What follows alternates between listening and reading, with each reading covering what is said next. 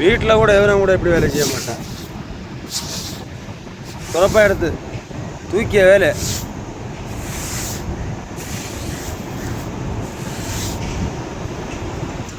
இதான் இங்கே வேலை.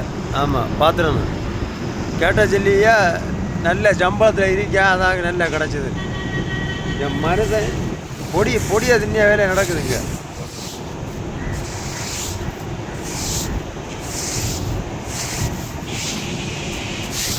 தெரியுதா கேஸு?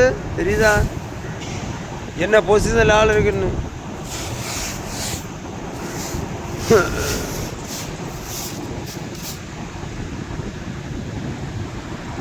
மனுஷன் பொடியை தின்னுட்டு இருக்க நேரமாக. ஆமாம், இதாக இங்கே உள்ள பொழப்பு.